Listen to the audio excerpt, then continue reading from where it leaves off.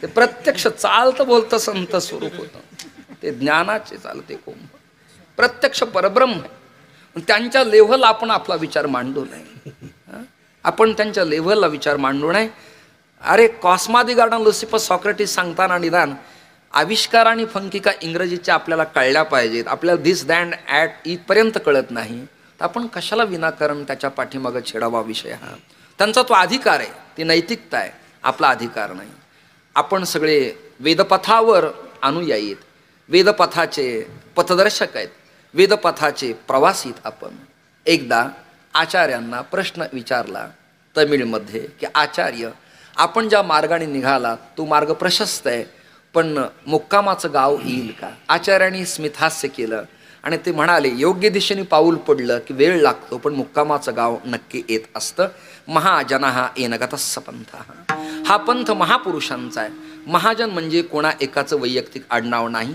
महाजन म्हणजे सत्पुरुष, पारमार्थ पथदर्शक, पारमार्थ प्रेमी आचार्य. अचचिनोतीच शास्त्रार्थम आचरे स्थापयत्यती स्वयमप्याचरेद्यस्तु स आचार्य इति स्मृतः. ज्यांच्या आचरणानं समाज आचारवान बनतो असा पथ ज्याने दाखवलाय त्यावर आपलं पाऊल पडलं की वंदनीय श्री महाराज आपली जीवनचर्या पवित्र देखणे, उत्तम आणि परिवर्तनवादी होत असते. मुद्दा इथपर्यंत आला की भिन्न भिन्न पथ प्रतिपादन केले. एक पथ कर्माचा आहे. मग कर्मात यज्ञयागादी क्रियाकर्म करूच नाही, करू नये. याला एक दुसरं प्रमाण आहे, तुम्ही मनपूर्वक ऐका, तुमच्या समोर मी ते सादर करतो. करा जप तप अनुष्ठान याग, करा जप तप अनुष्ठान याग, करा जप तप अनुष्ठान याग, जप तप अनुष्ठान याग. संती हे मार्ग सांगितले, हे मार्ग सांगितले, हे मार्ग सांगितले. संत प्रमाण मान्य ना. मग संतांनी सांगितले करा जप तप अनुष्ठान याग. वागयज्ञ स्वतंत्र सांगितलेलाच आहे, पण यागक्रिया कर्मादी कर्मही प्रतिपादन केलंय. फक्त अडचण अशी आहे, मी कर्मकांड प्रदीप अनुभवला पाहिला तर त्यात असं लिहिलंय, मृगी मुद्रा या यज्ञकुंडात आहुती देताना अनामिका मध्यमाने अंगुष्ठ या 3 बोटात जेवढा हवीरद्रव्य बसल तेवढं घ्यावं आणि स्वाहा इदन्न मम. म्हणजे यज्ञयागादी क्रियाकर्म सुद्धा आपल्याला वेदांत चिंतन शिकवतोय ना. इदन्न मम हे तुझी तुला समर्पित करतोय, यात माझं काय? मग हे शिकण्यासारखी गोष्ट आहे ही. आणि कदाचित ती आहुती अशी फेकली तर वज्रघात, यज्ञनारायणाला दगड फेकून मारल्याचा अपराध लागतो. कर्म एवढं सूक्ष्म आहे. स्नान केल्यानंतर आपल्या शिखेतनं पाणी ठिपकलं शेंडीतनं तर ब्रह्महत्येचं पातक लागतं, एवढी सूक्ष्मता आहे. हा विचार मांडल्यावर काही सज्जन म्हणाले त्यापेक्षा न ठेवलेली बरी. ठेवावी पण ती स्वच्छ पुसावीन पुन्हा बांधावी. ती कधी उघडी असावी कधी बांधावी, याला हे शास्त्रीय चिंतन आहे. उपवीत यज्ञोपवीत कसं असावं, ते सव्य कधी असावं, अपसव्य कसं असावं, या आपल्या संप्रदायात कर्म नावाचं तत्वचिंतन गुरुवर्य श्रद्धेय पितामह भीष्म गुरुवर्य वक्ते आबा सांगत असायचे. आजही विदर्भ रत्न श्री पुरुषोत्तम महाराज हे चिंतन सागर मांडतात. आपल्या प्रभागाला ते अपरिचित आहेत, पण भूमिका अत्यंत देखणी उत्तम आहे, पवित्र आहे. अवघड आणि अपरिचित शब्दांचे पारिभाषिक भाव लोकांना उमगत नाहीत आणि त्यांचं सर्टिफाय असं असतं की आजचं कीर्तन जमलं नाही, जमलं नाही. यांना एखादा विनोद जर असला, काही एखादं गाणं कर्कश गायलं तर त्यांना वाटतं आजचा बुवा बरा होता. पण एवढा मोठा खर्च आहे, त्याचा सदुपयोग व्हावा म्हणून वक्त्यावर मोठी जिम्मेदारी आहे. मी एकेकाळी एवढे विनोद केलेत की आत्ताच्या सांप्रत विनोदाचार्यांना वांत्या आणलेला प्राणी मी एकेकाळचा आहे. माझ्या लक्षात आलं खूप विनोद केले तरी तेवढेच मिळायचे आणि गांभीर्याचं कीर्तन केलं तरी तेवढेच मिळायचे. मी म्हणलं मग आपलं आनंदात आग लगे वस्ती में और साधू आपने मस्ती में, आपल्या आनंदात आपण करायचं. पटलं बोलो न पटलं माझं जीवन जगतोय, चालूच आहे. तुझ्या सातबाऱ्यात मी व्हेरीफाय करत नाही, माझ्या 8च्या उतरायला तू डुंकून पाहू नकोस. तुझ्या गटक्षेत्रात मी येत नाही. तुमचं ठराविक 10-20 एकरच आहे. आम्ही सांप्रत विश्वात फिरतो, त्यामुळे भयाचं कारण अजिबात नाही. हा भाव ज्यांना कळला त्यांना धन्यवाद देतो. कर्म कठीण आहे. संध्याच्या पळीत पाणी पिताना माशवत उडदाचा दाणा भिजावा एवढं पाणी प्यावं. ते अधिक पिलं तर सुरा पिल्याचा दोष लागतो. कर्म एवढं सूक्ष्म आहे. हे कर्माबद्दल झालं. योग तुम्ही कीर्तनात आलात, हा योगा योग आहे, योग दूर आहे. नाही कळलं विधान तुम्हाला? अनुलोम विलोम रेचक कुंभक पूरक अगल्भ सगल्भ प्रगल्भ भ्रास भ्रामरी शीतली या प्राणायामाच्या गती आहेत योग प्रक्रियेत. जे लोक 1.5 तास कीर्तनात पद्मासन नीट नेटकं घालत नाहीत ते लोक योग साधनेचे प्रायः कलियुगात अधिकारी आहेत काय? त्याचं उत्तर आहे नाही. म्हणून योग याग इथे. मग सोपं सरळ तरल सोपं काय? आत्ता कोण असा आहे की गुदद्वाराला टाच लावीन, इडा पिंगला शोषणा भेदन करील, षटचक्र भेदन करीन, स्वादिष्ठानापासून मूलाधारापर्यंत जागृती आणीन, त्या बीजाक्षरातल्या त्या पाकळीतल्या अक्षरांचं चिंतन करीन, साधनेत मग्न होईल. मग ब्रह्मग्रंथी रुद्रग्रंथी विष्णुग्रंथी आहे. मग अमृत रस तलाव आहे आणि तलावात योगी जेव्हा आत टाकतो त्याला तो बिंदू चाखायला मिळतो आणि मग लुब्धली नादी त्याला समाधी लागते. हे प्रकरण आत्ता कोण करायला तयार आहे? वा संत वचनाप्रमाणे आपली जिव्हा खाली शीर कापून आत ढकलून सैंधव मीठ लावायला या काळात कोण तयार आहे? मी कुंभात काही साधू पाहिलेत की सभोवताली पंचाग्नी साधन असतं. ते अगदी कठीण काट्यांच्या कुंपणावरती झोपतात. कधी कधी त्रिशूळावरती मांडी ठेवून तासना तास बसतात. कधी कधी पाण्यातही ते ध्यानस्थ राहतात. ही सगळी प्रकार पाहिली आपण, पाहतही आहोत. पण जनसामान्यांना योग प्रक्रिया महादेव महाराज हा प्रकार परवडणारा झेपणारा नाही. रेचक कुंभक पूरक करताना जर प्राणायामाची गती कमी जास्त झाली तर शरीरावरती त्याचा विकृत विपरीत परिणाम होतो. बद्धकोष्ठता होती, खाल्लेलं अन्न पचत नाही, ऊर्ध्वगामी तो नीट होत नाही, हाडं ठिसूळ होतात, चरबी जाड होते आणि मधुमेहादी विकाराला बळी पडावं लागतं. योग प्रक्रिया कठीण आहे, कर्म कठीण आहे. मग करावं तरी काय? 3रं प्रकरण आहे ज्ञानाचं.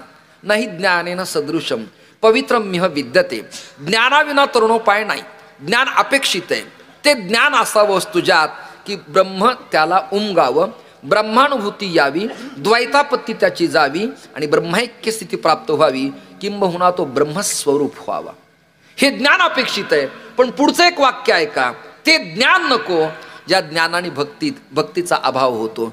नको ब्रह्मज्ञान आत्मस्थिती भाव, नको ब्रह्मज्ञान आत्मस्थिती भाव, नको ब्रह्मज्ञान आत्मस्थिती भाव, नको ब्रह्मज्ञान आत्मस्थिती भाव. मी भक्त तू देव ऐसे करी, भक्त तू देव ऐसे करी, आम्ही भक्त तू देव ऐसे करी. दावी रूप मद गोपीकार म्हणा, दावी रूप मद गोपीकार म्हणा. भक्त तू देव ऐसे करी, भक्त तू देव ऐसे करी. आम्ही भक्त तू देव ऐसे करी. दावी रूप मद गोपीकार म्हणा, दावी रूप मद गोपीकार म्हणा. नको ब्रह्मज्ञान आत्मस्थिती भाव, मी भक्त तू देव ऐसे करी, मी भक्त तू देव ऐसे करी. नको ब्रह्मज्ञान आत्मस्थिती भाव, मी भक्त तू देव ऐसे करी, मी भक्त तू देव ऐसे करी. हे फक्त भक्तिपुरतं कल्पित द्वैत आहे. पण प्रतिपादन करताना अखंड अद्वैतच आहे. आता साखर खाणारा साखरे विना वेगळा आहे, त्यामुळे त्याला चव सांगता येते ना, तसं भक्तिपुरतं आहे हे. साखरेला साखरेचा गोडपणा प्रतिपादन करता येत नाही, त्यामुळं खाणारा कुणी निराळा असावा एवढ्यापुरतं ठीक आहे परिसीमित. परंतु असं नाही किंवा दाणा जमिनीमध्ये पडला आणि एका दाण्याचे 1000 दाणे तयार झाले, ज्ञानोबऱ्यांचा आशय सांगतो, मग हा त्याचा विलास आहे, हे मांडणं उचित फलदायी ठरेल असं वाटत नाही. श्री मामांची तुम्ही ज्ञानेश्वरीन त्यातला प्रस्तावनेचा भाग जर अभ्यासला, विनायकं गुरुम नवमे त्यांचा भाग अभ्यासला तर फलदायी ठरेल. हा मधुराद्वैती गुलाबराव महाराज प्रज्ञाचक्षु ज्ञानेश कन्या यांची गुणार्थ दीपिका आहे, त्यांची सैद्धांतिक भूमिका स्वतंत्र आहे. विठाला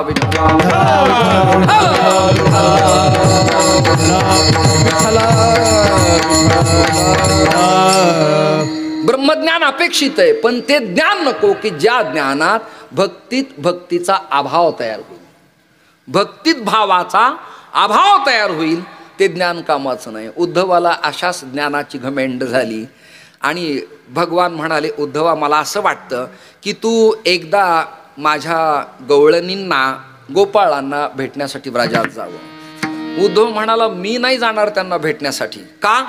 माझी PhD आहे, मी काव्यतीर्थ आहे, मी नैयायिक आहे, ज्ञानेश्वरी पांत कंठस्थ पाठ आहे, मी गाथा उलटा सुलटा म्हणालो, त्याला प्रौढी आहे, मी तास ना तास भजन करतो, मी परंपरा पाळल्यात, ही त्याला प्रौढी आहे. उद्धवाला घमेंड आहे. भगवंताच्या गोष्ट लक्षात आली, अरे उद्धवा तुला जावं लागणार आहे, तुझ्या विना गवळणींना आनंद मिळणार नाही, तू माझा आहेस, माझा आहे, शिष्य आहेस, नात्यातला आहेस, तू जा. उद्धव म्हणाला मी जाणार नाही. नाथ महाराजांनी ही भूमिका आपल्या भागवतात मराठी ओवी प्रकरणात मांडली. ते म्हणाले, ज्ञान वैराग्य निवृत्ती धृती शांती ब्रह्मस्थिती यांची जननी माझी भक्ती जान निश्चिती उद्धवा. ज्ञान वैराग्य पुत्र आहेत, पण त्यांना स्तनपान करणारी प्रसवणारी भक्ती ही माता आहे, पुढे भक्तीने धरिली हाती. त्यामुळे तुला फार तुझ्या ज्ञानाचे घमेंड वाटू देऊ नकोस. एकदा व्रजात जाऊन तर आणि एकदा उद्धव व्रजात गेला आणि मग 4 सूत्रात एकाग्र झालेल्या गोपी पाहिल्या. तल्लीनता, तद्रुपता, तन्मयता आणि तदाकारता या 4 सूत्रात चतुसूत्रीत भक्तीत वेड्यापिशा झालेल्या गोपी पाहिल्या. त्या विव्हळत होत्या, रडत होत्या आणि त्यांच्या डोळ्यातल्या आसवांच्या धारेनं यमुनेची माती ओलीचिंब झाली होती. जाता जाता उद्धवाचा पाय घसरला आणि लोकांना त्यांनी विचारलं की माती चिकणी चोपडी ओलीचिंब झाली कशी. लोकांनी उत्तर दिलं, कृष्ण विरहानं व्याकुळ झालेल्या गवळणी रडून रडून आता त्याच्याशी एकरूप झाल्यात, आनंद आसवांच्या धारा लागल्याने ही माती ओलीचिंब झाली. उद्धव उभा राहिला आणि आपलं ज्ञान बाजूला ठेवून त्यांनी गोपींना शिरसाष्टांग नमस्कार घातला. असं प्रकरण श्रीमद भागवताच्या दशमस्कंदात त्या उत्तरार्धात येतं. ज्ञान अपेक्षित आहे, पण त्या ज्ञानाची अहंता जर आडवी येत असेल तर परमार्थ साफल्याचा होत नाही. परमार्थाला 4 प्रतिबंध आहेत. लटका, अहंकारी, अज्ञानी.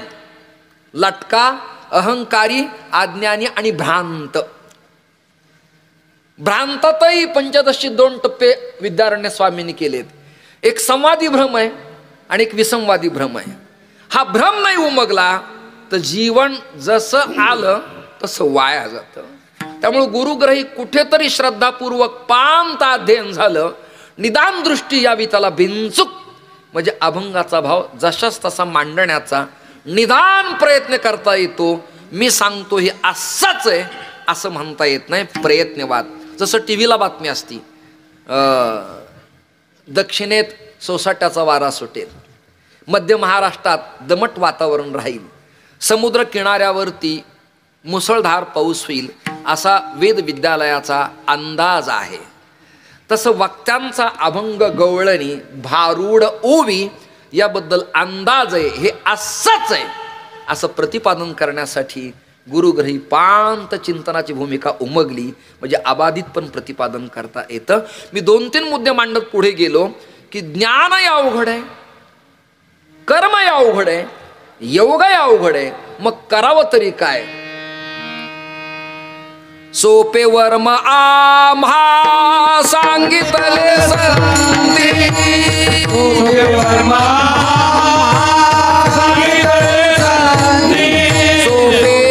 आम्हा सांगितले संती,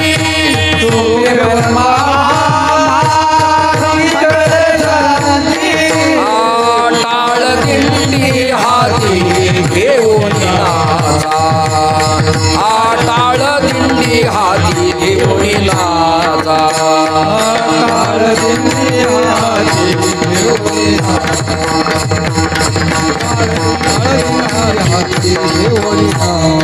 सोपे वर्मा महा सांगितले संती,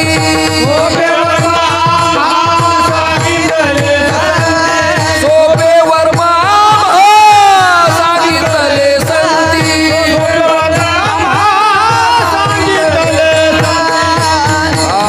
टाळ दिंडी हाती घेऊन नाचा, टाळ दिंडी हाती घेऊन नाचा, टाळ दिंडी हाती घेऊन नाचा, टाळ दिंडी हाती घेऊन नाचा. आणि या क्रमात भजन, कथा, कीर्तन, दिंडी, फड, मठ, मंदिर, गड, संस्था चालवत असताना सोपे वर्म आम्हा, काय वर्म आहे? सोपे हे साधन लाभ येतो घरा, साधन सांगितलेलं आहे. बर, साध्य प्रकाश आहे, आणि प्रकाश साध्य घरात, मठात, मंदिरात, मंडपात येण्यासाठी टेस्टर तपासण्याचं साधन आहे. दृष्टांत कळतं ना तुम्हाला सगळ्यांना? किती सोपं, सरळ, तरळ मी सांगतोय. प्रकाश हे साध्य आहे आणि टेस्टर चेकअप करणं हे साधन आहे. दृष्टांत देतो. ग्रामीण भागात हरिपाठ झाला आणि चौबदार ओरडले त्यांच्या भाषेमध्ये ग्राम्य. ते म्हणाले, अमुक अमुक पाटलाच्या घरी जेवायला मंडळी या हो महाराज. अशा पद्धती त्या जुन्या सगळ्या हलकरा वगैरे सगळ्या चौबदारांच्या. आणि सर सगळे बुवा, महाराज, टाळकरी, विनेवाले, तुळशीवाल्या, माता, वादक, गायक त्या घरी गेले. मुलगा शिकलेला, मुलगी शिकलेली, पुण्याला, मुंबईला, हैदराबादला, औरंगाबादला, अहमदनगरला. ग्रामीण भागात आई वडील, म्हाताऱ्याची मान किलकिली झाली, डोळ्याला पाण्याच्या धारा येतात, जॉईंट गुडघ्यांचा प्रॉब्लेम, वागता येत नाही, अंग थरथर कापतं. म्हातारीने स्वयंपाक कसा तरी गावातल्या महिलांना बोलावून केला. 50-50 माणसं जेवायला, आणि त्या वाड्यातला बल्ब अचानक बंद पडला, दिवा विझला. म्हातारी नवऱ्याला म्हणली, तुम्हाला तर येत नाही, निदान मंडपवालाय त्याला ते कळतंय, जा आणि त्याला बोलवा. मग ते स्पीकरवाले आले,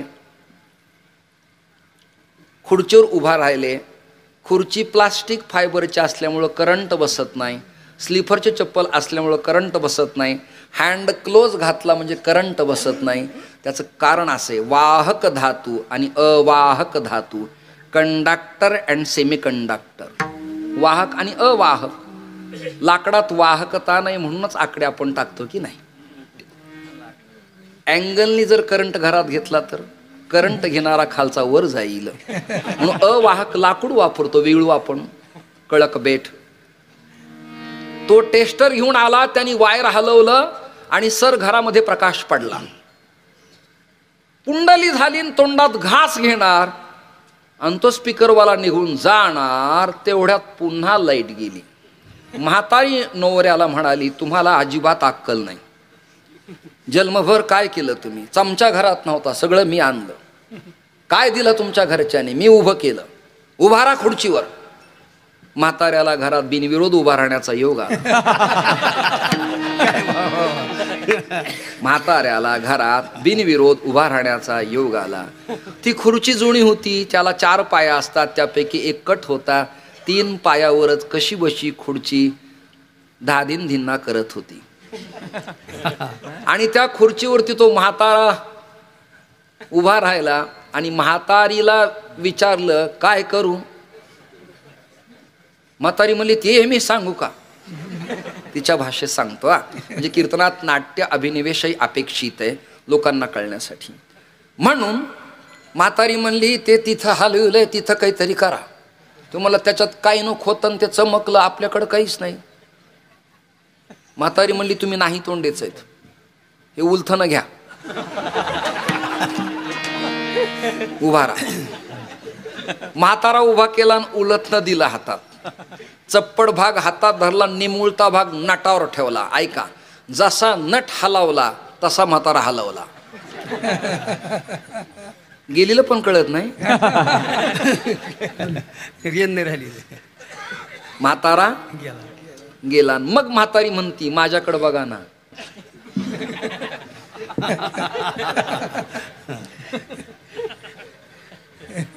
एक दुसऱ्याला घालवणारच पहिला म्हणत असतो आता माझ्याकडे बघा ना. हे आपल्या महाराष्ट्रातली समीकरण आहेत. हे ज्यांना उमगलं नाही ते प्रसादाला वेळच्या वेळेला येत जा, पंक्ती चांगल्या प्रसाद भरपूर आहे. यापेक्षा मला खालच्या लेव्हलला बोलता येणार नाही, क्षमस्व. टेस्टर प्रकाश चेकअप करण्याचं, सप्लाय चेकअप करण्याचं साधन आहे आणि प्रकाश साध्य आहे. जीवन जगत असताना ब्रह्मप्रकाश आणि तो प्राप्त व्हावा याकरता नाम हे टेस्टर साधन आहे, साधन आहे. मग कोणतं नाव घ्यायचं हा प्रश्न आहे ना. आपल्याकडे नाव अनंत आहेत. बहु आहे करुणावंत, बहु आहे करुणावंत, बहु आहे करुणावंत, बहु आहे करुणावंत. अनंत हे नाम जा, अनंत हे नाम जा, अनंत हे नाम जा, आहा. हे नाम जा, हे नाम त्याचं नावही अनंत आहे आणि त्या तो परमात्माही अनंत आहे. आता कोणतं नाव घ्यायचं? एक गावे आम्ही विठोबाचे नाम. पुन्हा भाषा बदलते. रामकृष्ण नामे हे दोन्ही साजिरे, रामकृष्ण गीती गात भावे गावे गीत शुद्ध करुण्या. कृष्ण विष्णू हरी गोविंद या नामाचे निखिल प्रबंध, माझी आत्मचर्चा विशद उदंड गाती. ज्यांना कळत नाही ते संभ्रमात पडतात. रामाचंही सांगितलंय, कृष्णाचंही सांगितलंय, विठ्ठलाचंही सांगितलंय. नेमकं कोणतं घ्यायचं? वेळ होत आलाय, 10:30 वाजलेत. पुढे जातो मी. प्रकरण असं आहे, Rama plus Krishna is equal to Vitthala. Ram अधिक कृष्ण बरोबर विठ्ठल. राम कृष्ण हरी. कृष्ण स्मरण केलं तरी राम आनंदी आहेत, रामस्मरण केलं तरी कृष्ण आनंदी आहेत, आणि रामकृष्ण स्मरण केलं तरी विठ्ठल आनंदी आहेत, आणि विठ्ठल स्मरण केलं तर रामकृष्ण आनंदी आहेत. नावात भिन्नता आहे पण एकरूपता सर्वातच असल्यामुळं तुम्ही कोणतंही नाव एक घ्या. आपल्याकडे जडजडाचा भेद आहे, जीवजीवाचा भेद आहे, पण शास्त्रीय परिभाषेत नामनामीचा अभेद आहे. नाम गाता गाता जीव नामी न राहता त्या ब्रह्माशी एकरूप व्हायला पाहिजे. अशी स्थिती एकदा प्राप्त झाली की ते नाम फलदायी ठरतं आणि आत्मकल्याण आपलं झाल्याशिवाय राहत नाही. रघुवेद, यजुर्वेद, सामवेद आणि अथर्ववेद अपौरुषय एकदा ईश्वराला जाणण्यासाठी गेले आणि द्वारात तिष्ठतच उभा राहिले.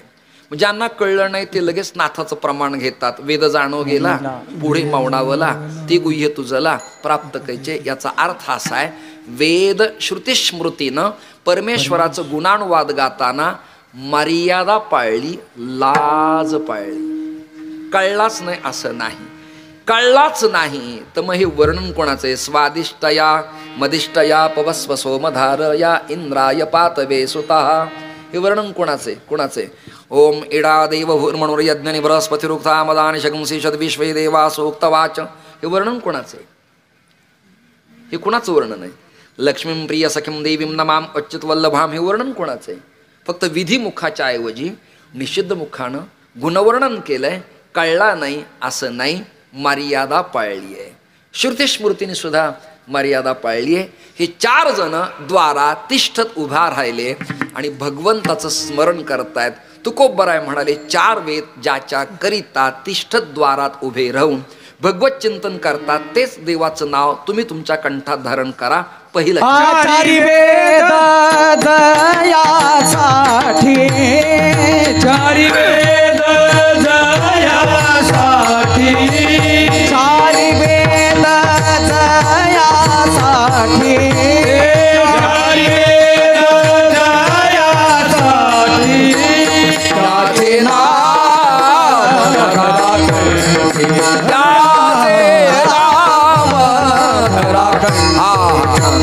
त्याचे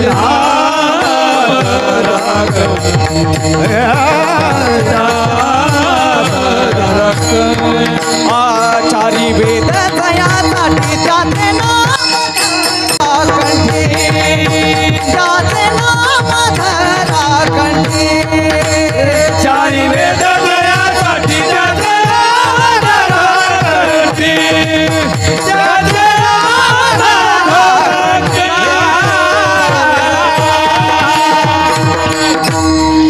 ज्याच्या करी